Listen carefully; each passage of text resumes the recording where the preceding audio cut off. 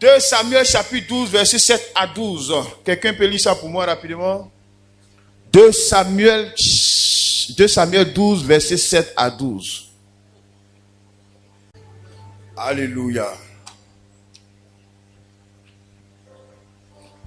Le pilier qui soutient ma vie, précieux Jésus, le pilier qui soutient ma vie, précieux Jésus, le pilier qui soutient ma vie.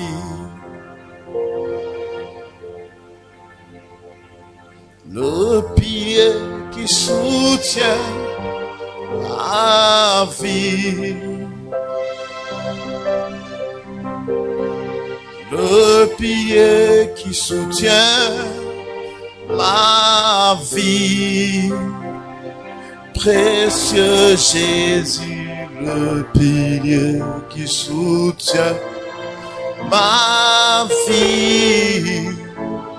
Précieux Jésus, le pilier qui soutient.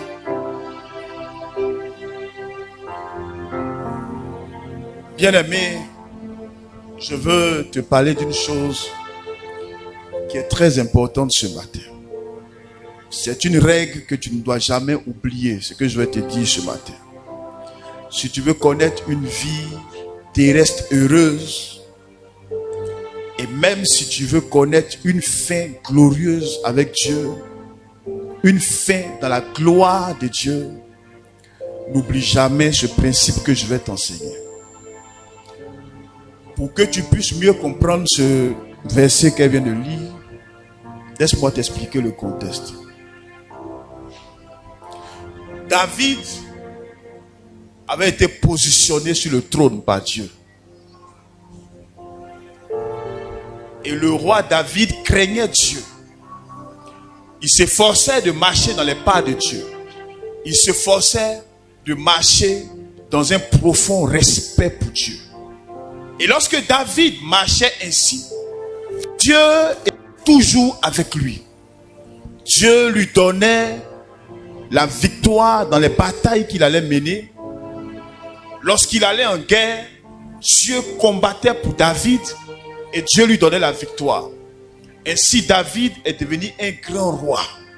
Ainsi David a acquis une grande notoriété, une grande célébrité en Israël. Seulement, voici ce qui va se passer. Un jour, David, qui avait l'habitude d'aller en guerre avec ses troupes, décide ce jour-là de ne pas aller en guerre, mais d'envoyer des soldats à cette guerre. Et donc, pendant que les autres étaient en guerre, David est resté au pays, il est resté à la maison, et il a commencé à se promener sur la toiture de son palais royal. Donc j'imagine que ça devait être une grande maison, ça devait être un grand palais avec une dalle et tout ça en haut. Donc David se promène sur la dalle de ce palais royal et il aperçoit dans une cour une belle femme qui est en train de se nettoyer. Et donc David est impressionné par la beauté de cette femme. Il envoie ses soldats aller demander, il se renseigne auprès de ses soldats pour leur dire, mais qui est cette belle femme que j'aperçois dans cette cour? Et ses serviteurs qui étaient avec lui disent, c'est la femme de Uri. Uri qui est un de tes hommes, qui est un de tes militaires, c'est son épouse. Et David envoie ses serviteurs aller chercher la dame qui lui a été présentée comme la femme de son serviteur, donc la femme de son petit qui était en guerre. Mais David dit, il fait rien avec ça. Et David l'a fait venir à la maison Et la Bible dit que David couche avec la femme de ce dernier et elle tombe enceinte. Alléluia. Tu me suis? Tu me suis? Lève la main. Amen. Que Dieu te bénisse. Et donc, lorsqu'elle tombe enceinte, elle informe David que, vieux père, le truc qu'on a fait avant-hier, là, je suis enceinte. Et donc, David, au lieu de se repentir et de s'arrêter là, David va créer une stratégie, mais démoniaque, où il appelle son chef d'état-major, qui s'appelait Joab, et il lui dit, bon, écoute petit, on a une guerre qu'on doit faire contre des gars là. Donc tu sais ce que tu vas faire. Lorsque vous allez arriver à cette guerre, le petit qui s'appelle Uri là, tu le mets dans une position où, sur le front là, la position où tu le mets là, c'est la position même où c'est gâté même. Tu le mets là même où il y a les vrais commandos de nos adversaires. Tu mets Uri là-bas. Ils vont le tuer et puis on avance.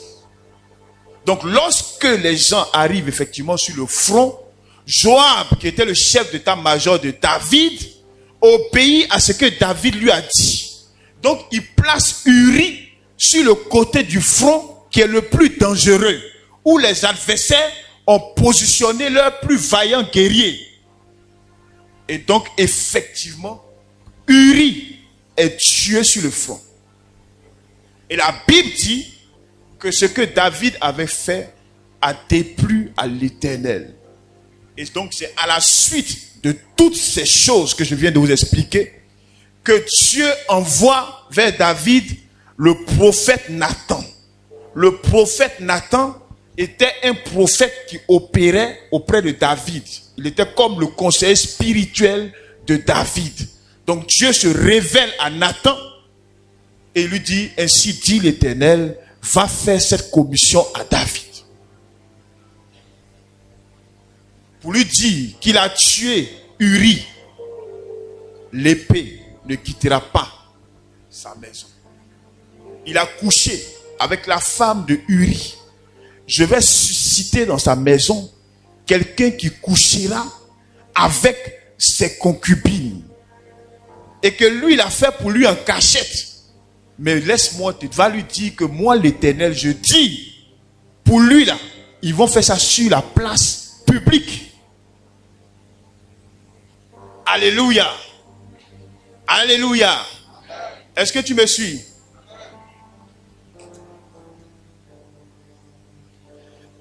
David craignait Dieu. Mais David avait oublié une chose lorsqu'il marchait avec Dieu. Il a oublié que en Genèse 8, le verset 22, Dieu avait fixé une règle. Et il a dit que tant que la terre existera, la loi de la semaille et de la récolte, la loi de la chaleur et du froid, du jour et de la nuit ne passeront jamais. Ça veut dire que Dieu dit, tant que la terre va exister, ce que tu sèmes, tu vas récolter ça. David avait oublié cette partie. Donc il a dû se dire que oui, c'est vrai, c'est lui David quand même, il est le bon petit du Seigneur. Parce que la Bible dit que David était l'homme selon le cœur de Dieu. Donc il s'est dit, non, c'est pas grave, c'est moi le roi David, ça si il m'amuse un peu, c'est pas grave. Dieu, c'est mon gars. Dieu, c'est mon bon vieux père. Or, dans Jérémie chapitre 1, verset 12, Dieu a dit, je veille sur ma parole pour l'accomplir. Donc, autant il a dit, l'homme récoltera ce qu'il sème. tant que la terre existera, il a aussi dit, je veille sur ma parole pour l'accomplir.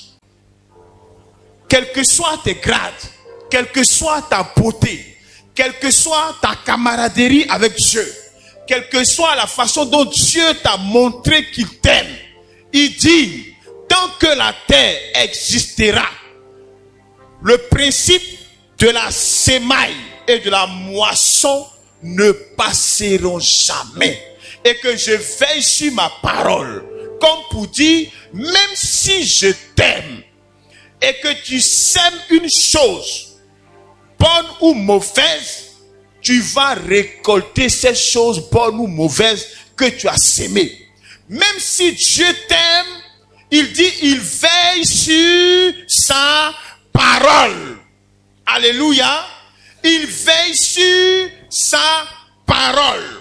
Donc, malgré l'amour de Dieu pour toi, malgré la façon dont il marche avec toi, les révélations qu'il t'accorde, la façon dont il envoie ses anges et que tu vois même ses anges pour te garder, pour te protéger. Mais il dit, si tu violes le principe de la loi et de la sémence, je veillerai à ce que tu as sémé, que tu récoltes cela. Alléluia. Donc, David était en paix tranquillement. Et quand David fait rentrer le péché dans sa vie, quand David sème l'adultère, quand il sème l'immoralité sexuelle, Dieu est obligé d'accomplir sa parole contre David. Amen. Parce qu'il a dit dans Genèse 8, 22 que je viens de citer, tant que la terre existe, c'est que tu sèmes, tu vas récolter. Donc, c'était avant que David même ne naisse, c'était au temps de Noé là-bas. Il y a des centaines d'années là-bas, Dieu avait déjà déclaré ce principe. Donc, quand David vient commettre l'adultère, il vient commettre assassinat, il vient s'aimer l'adultère et l'assassinat dans sa maison, dans sa vie, Dieu, malgré l'amour qu'il a pour David, il est obligé de laisser l'immoralité sexuelle et la mort venir dans la vie et dans la maison de David. Même s'il aime, même si c'est son bon petit, Dieu ne peut pas faire autrement parce qu'il a dit, je veille sur ma parole pour l'accomplir.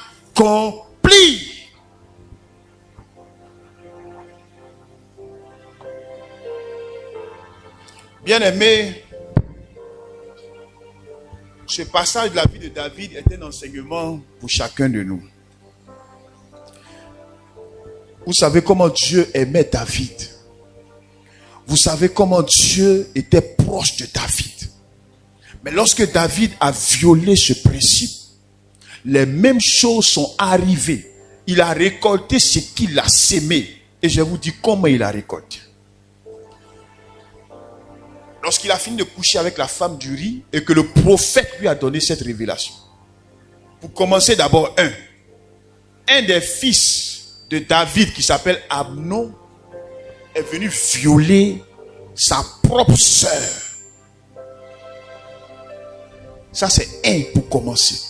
Parce que Dieu a dit, ce que tu sèmes, tu le moissonneras. Même s'il t'aime, ce que tu sèmes, tu dois moissonner pour que lui soit Dieu, parce qu'il ne revient pas sur sa parole. Donc pour commencer, l'enfant de David a violé sa sœur d'abord pour commencer.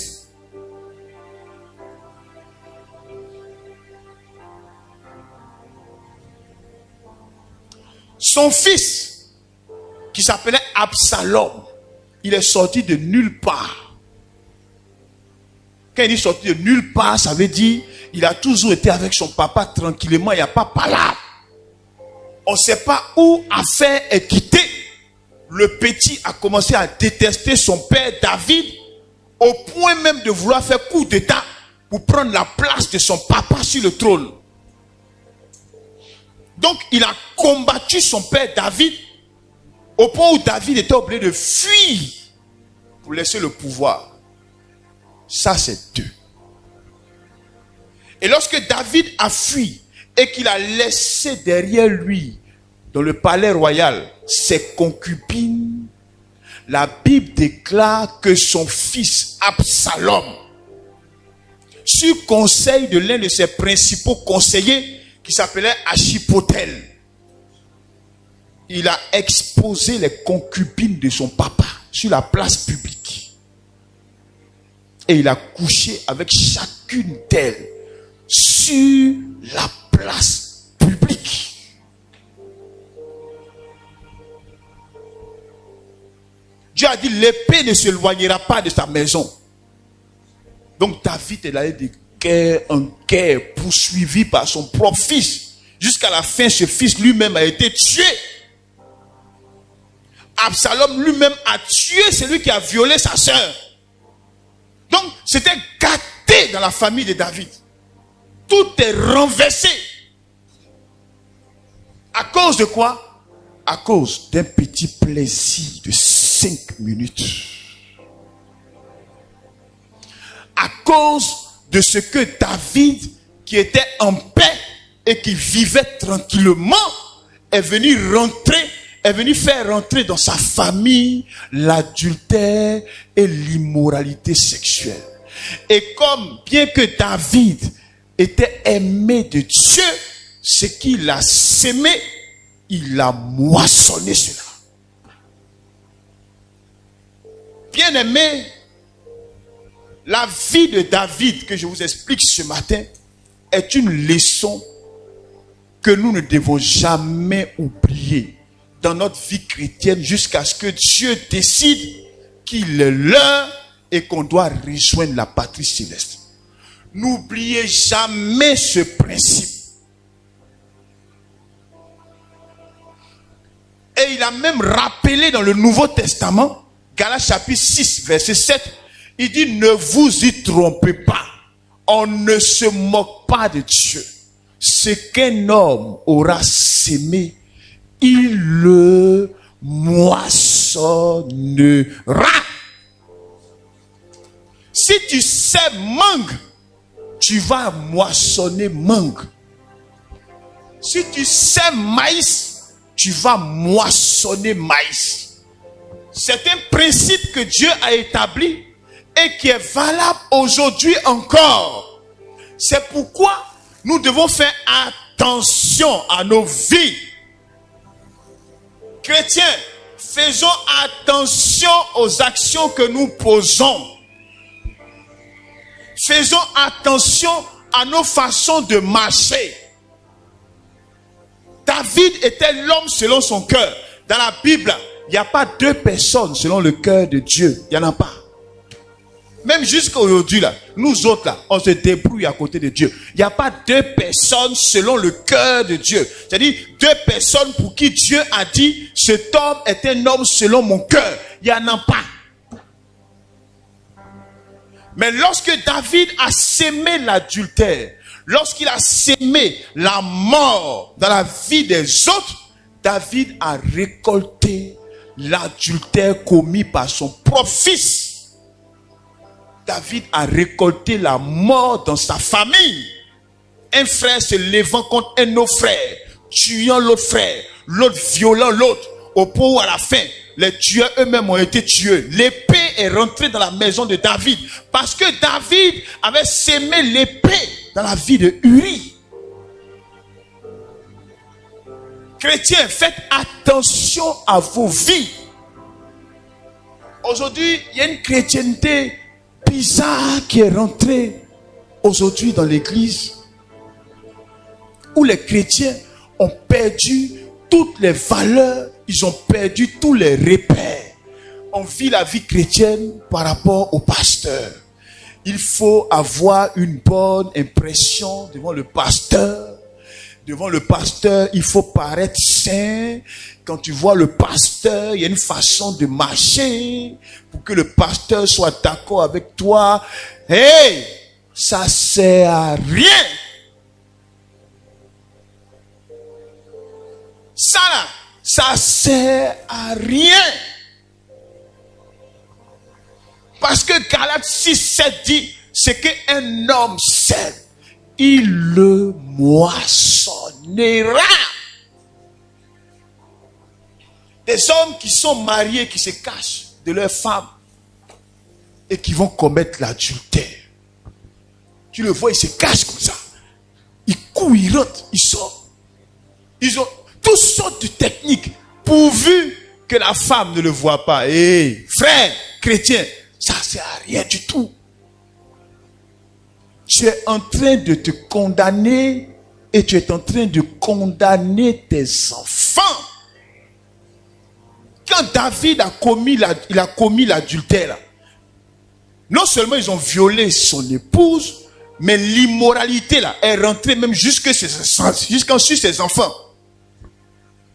Dieu a dit, l'épée ne s'éloignera pas de ta maison. Ses enfants ont été tués. Pourtant ils étaient innocents. Lorsque tu poses une action, c'est une sémence que tu es en train de déposer, chrétien.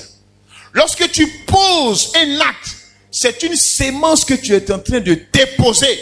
Et cette sémence-là, ça va donner la récolte, non seulement dans ta vie, mais dans la vie de tes enfants. Donc, lorsque tu comprends ce principe, et Dieu dit, ce principe-là, il existera tant que la terre existera. Ça veut dire que ce n'est pas valable que pour la Côte d'Ivoire. Ce n'est pas valable que pour la France. Ce n'est pas valable que pour le village. Il y en a qui sont en Côte d'Ivoire, ils vivent une vie pieuse. Lorsque Dieu leur fait grâce et qu'ils arrivent en France, par exemple, et qu'ils voient qu'il y a une vie de débauche où des valeurs sont renversées. Au nom de la culture, au nom de l'évolution, lui-même il rentre dedans aussi. Il rentre dedans aussi. Et il pense que ce que Dieu a dit là, c'était valable seulement que quand on venait à l'église. C'était valable que seulement en Côte d'Ivoire. Comme en Côte d'Ivoire on a enseigné ça, c'est en Côte d'Ivoire ici seulement que ça vaut. Non. Il dit tant que la terre existera, ce principe-là, ça ne passera point. Donc, faisons attention à nos vies chrétiennes.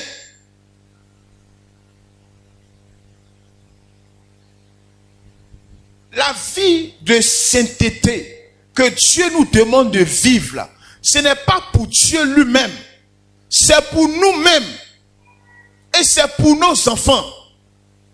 Écoute, je ne voudrais pas que ma fille, dans son foyer, soit en train de pleurer chaque jour sur sa couche, parce que Dieu ayant dirigé ses pas vers un mari débauché pour lui faire payer ce que son papa faisait à sa maman. Je veux que lorsque mes enfants grandiront, qu'ils se marieront, qu'ils aient la paix dans leur foyer. Je veux que leur mari leur soit fidèle. Je veux que leur mari prenne soin d'elle. Et donc, je ne fais pas ça. Je ne trompe pas mon épouse parce que je ne veux pas qu'on trompe mes enfants. Je me vertue à bien traiter mon épouse parce que c'est une sémence que je pose pour que demain, mes enfants dans leur foyer soient traités ainsi. Alléluia. Ce que Dieu a dit, c'est valable pour nous tous. Ce que nous sémons, nous le moissonnerons. On moissonnera cela, pardon. N'oubliez pas que chaque action, chaque pensée même que vous avez, chaque parole que vous prononcez sont des semences. Et vous récolterez cela. Frère, si les gens sont en joie, que tu ne vas pas là-bas pour les soutenir, tu seras en joie, personne n'ira là-bas.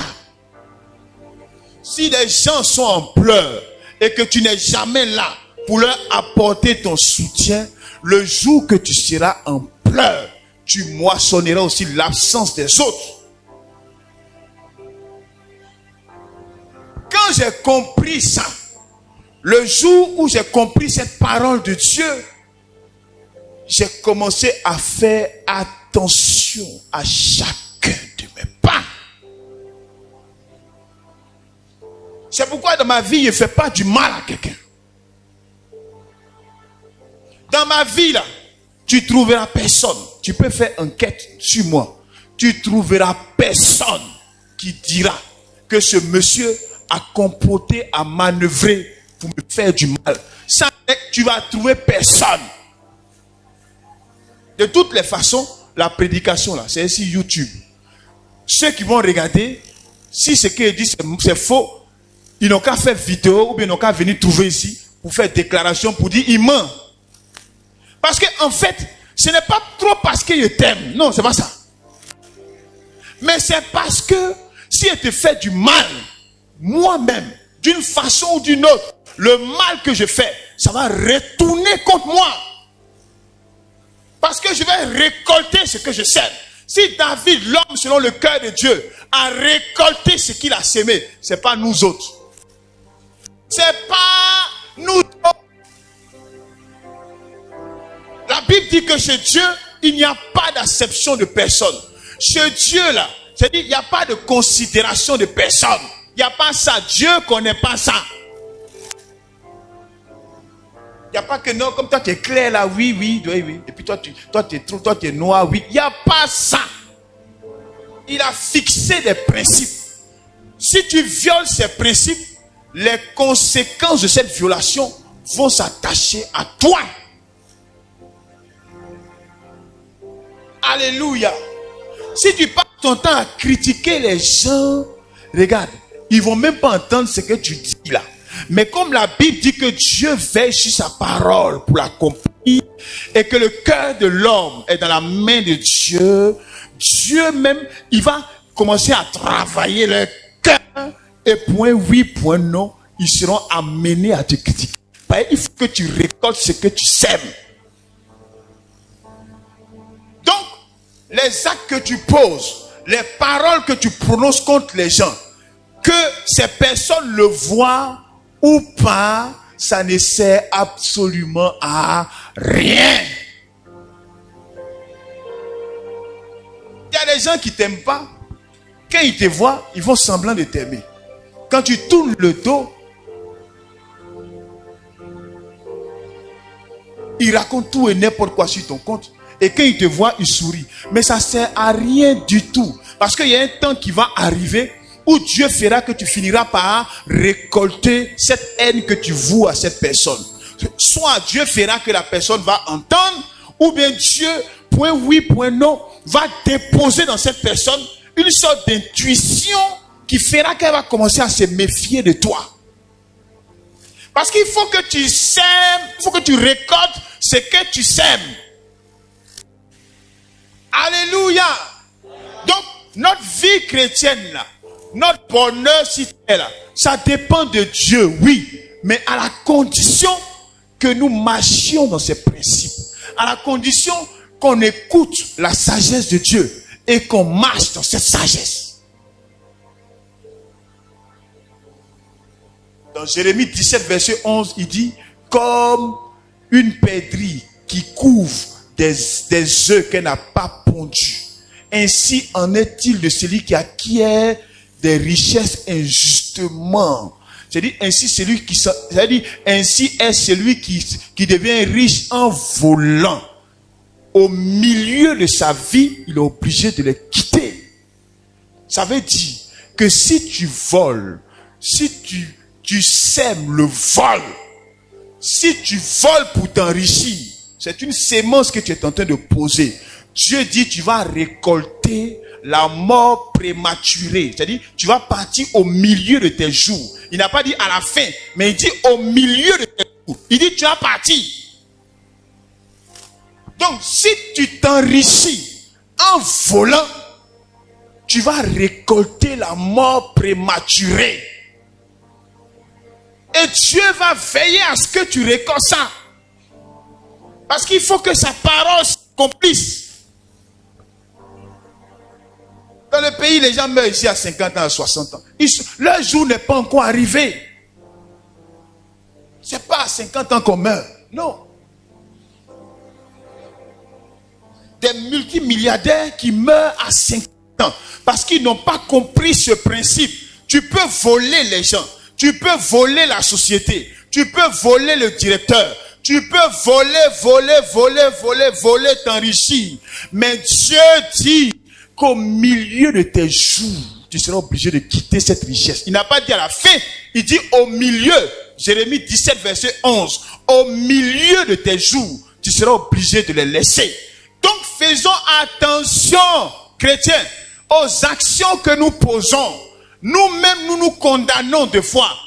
La plupart du temps, nous-mêmes, nous nous condamnons. Et comme on ne connaît pas ces principes, on se dit non, mais moi, il fait ça et puis ça fait rien. Non! Dieu dit au milieu. Et pas au milieu, ça n'est pas encore arrivé. Quand ça va arriver, tu vas voir une maladie bizarre qui a sorti de nulle part.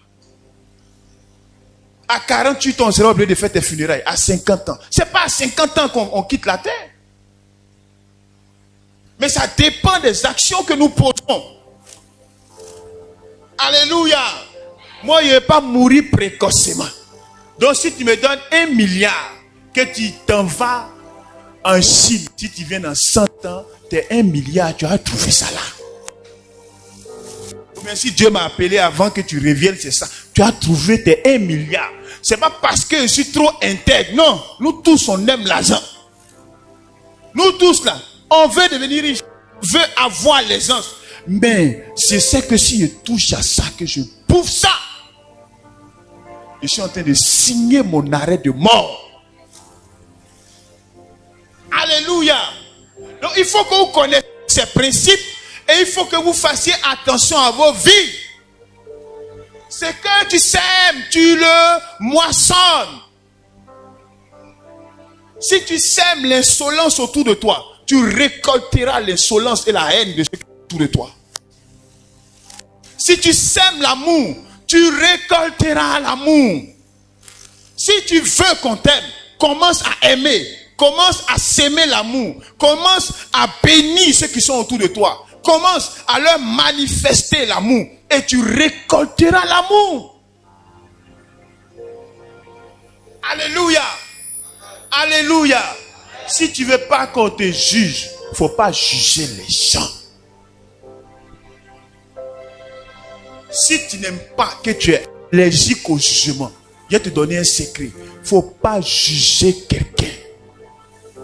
Laisse-les dans ce qu'ils sont. Dieu lui-même va régler, c'est eux. Continue ta route. Mais si tu aimes jugement, si tu aimes quand on te dit ça te plaît, tu as l'émotion en même temps que ça te plaît, là tu commences à juger.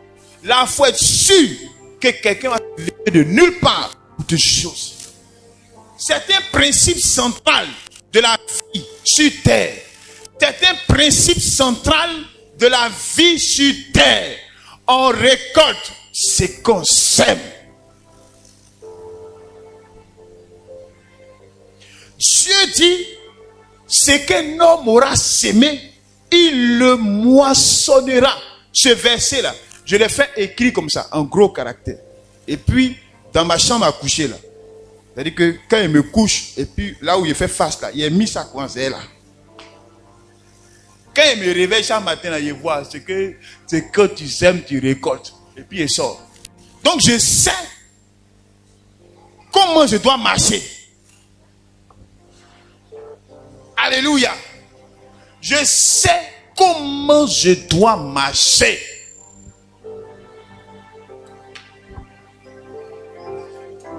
Je sais que si je fais du bien aux gens, je récolterai le bien. Même s'il y a des gens qui ne le reconnaissent pas et qui te le rendent en mal. Mais je sais que je récolterai le bien. Pas forcément de ces personnes, mais par Dieu lui-même. Alléluia.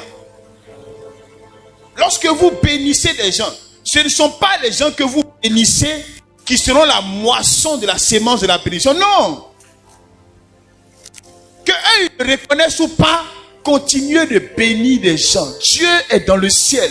Et la Bible dit, il veille sur sa parole. Il veille sur sa parole. Il veille sur sa parole. Il ne veille pas sur nos lames. Il veille sur sa parole. Donc s'il a dit que tu récoltes ce que tu sèmes, tu fais quoi dans le mal? Tu fais quoi dans ce qui n'est pas bon? Tu fais quoi dans ce qui est contraire au bien? Tu fais quoi dedans? Parce que Dieu va faire venir la même chose dans ta vie. C'est un principe. Écoutez, chrétiens, regarde, les chrétiens là, nous souffrons parce qu'on ne veut pas écouter Dieu. Sur la terre là, tout le monde ne souffre pas. Moi, je ne souffre pas. Moi, je ne souffre pas. Je suis heureux du premier au 30e. Depuis que janvier a commencé, je suis heureux. Jusqu'au 31 décembre, là, je serai heureux. Je ne souffre pas sur la terre. Je ne souffre pas. Pas parce qu'on a des milliards, mais simplement parce qu'on a appris à marcher selon la sagesse de Dieu. Si Dieu me dit, tu récolteras ce que tu sèmeras. Moi, je vais récolter le bien. Donc, ma vie, là, je ne fais que du bien aux gens. C'est tout. C'est pas compliqué. C'est pas compliqué. Dieu a dit dans Proverbe 28, il dit, il n'y a point de pauvreté pour celui qui donne aux pauvres. Ça veut dire que si tu ouvres ta main pour s'aimer dans la vie du pauvre, tu ne connaîtras jamais la pauvreté. Ça, c'est pas compliqué. S'il a attrapé un pauvre à côté de moi, mais il a eu problème avec moi. S'il a attrapé à côté de moi quelqu'un qui ne mange pas, mais lui, il a eu problème avec moi. Ben, je le bénis. Pour ne pas connaître la pauvreté dans ma vie. Pour ne pas connaître la disette dans ma vie. Écoute Dieu. Et mets en pratique la parole de Dieu. C'est tout. Alléluia. Alléluia. Dans Proverbe chapitre 11, verset 24, il dit, celui qui arrose, va lui-même arroser. Écoute, chrétien, ce n'est pas parce que des pasteurs escrocs prennent la parole de Dieu pour voler les gens que la parole de Dieu est fausse. Parce que quand ils expliquent que celui qui donne ne connaît pas la pauvreté, pour eux c'est celui qui leur donne à eux. Non! Et donc tu es à l'église, matin, midi, soir, il faut s'aimer, il faut s'aimer, il faut s'aimer. Et les gens s'aiment et ils deviennent de plus en plus pauvres. Parce que ce n'est pas ce que Dieu a dit. Lorsqu'il dit celui qui donne aux pauvres ne connaît pas la disette, il n'a pas dit aux pasteurs pauvres, il n'a pas dit aux chrétiens pauvres, il dit aux pauvres. Donc même aux musulmans pauvres, aux communs pauvres, vous n'êtes pas d'accord. Sur le plan spirituel, vous n'êtes pas d'accord, mais parce qu'il est pauvre, si tu lui donnes, tu le bénis, Dieu te bénit.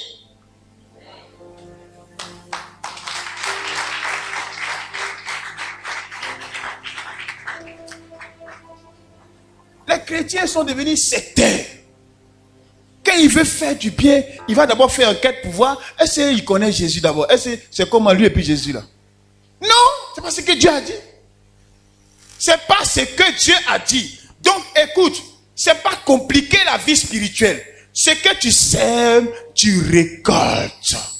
Commence à poser dans la vie des autres les actions que tu aimerais voir s'accomplir dans ta vie. C'est tout.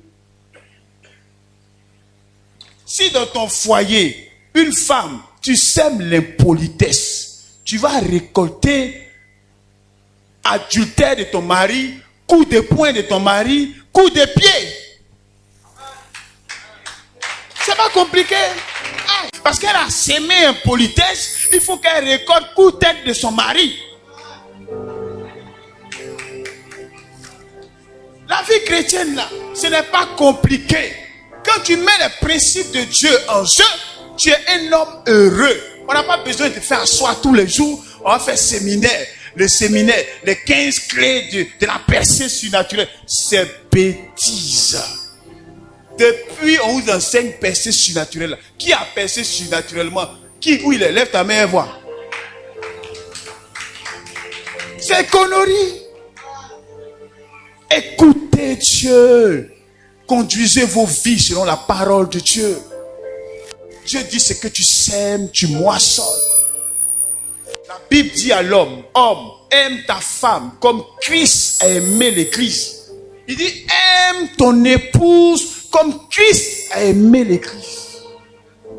Un mari qui sème l'amour dans la vie de sa femme, qui aime sa femme, qui la respecte, qui l'honore, et qui l'aime comme Christ a aimé l'église, faisait en sorte de ne pas lui faire du mal, étant loyal envers elle, ne posant aucune action malhonnête, lui donnant la douceur, l'amour, ce mari récoltera en retour la soumission de sa femme. Tu te lèves le matin, tu ne donnes pas l'argent de marché. On te dit pommade est fini, tu insultes tout le monde. Et puis tu veux soumission. Ah, toi aussi. C'est pas possible. Tu vas récolter aller mal. C'est la parole de Dieu.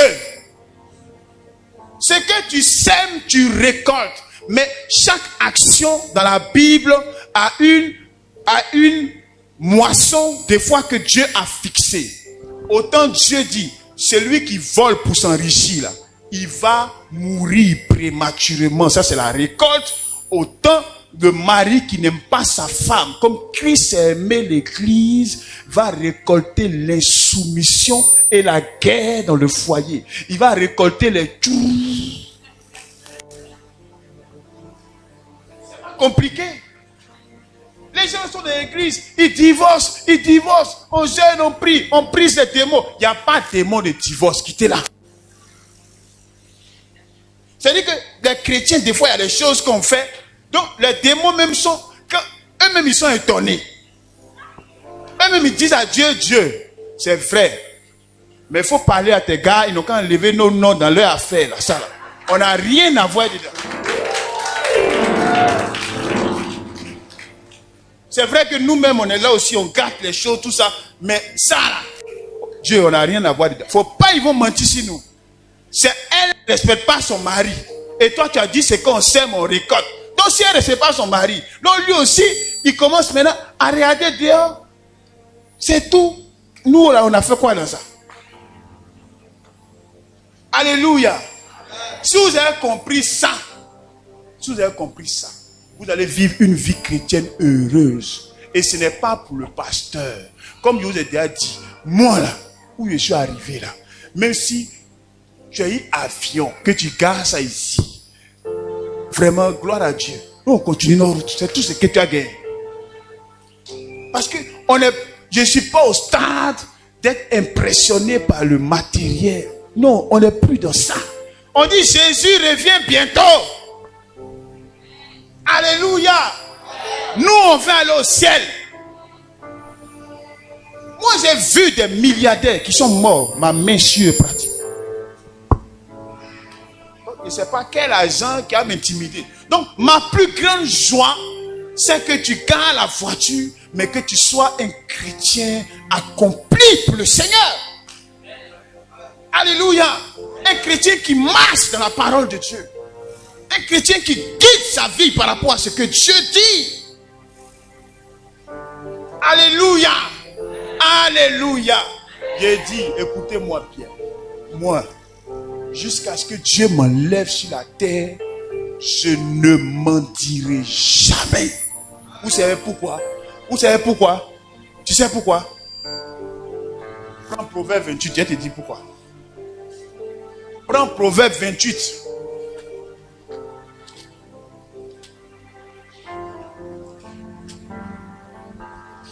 Proverbe 28, verset 27.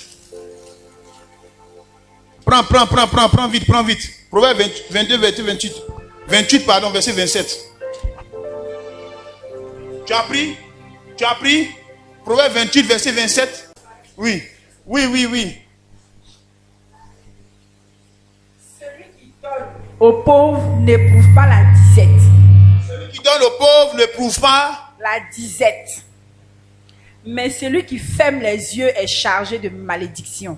Surtout, j'ai dit, moi, Bédi, jusqu'à la fin de ma vie, je ne mendirai jamais. Alléluia. Et je ne manquerai de rien parce que simplement, si Dieu me donne 10 000, il enlève 1000 francs, il cherche un pauvre à piquer ici et lui donne.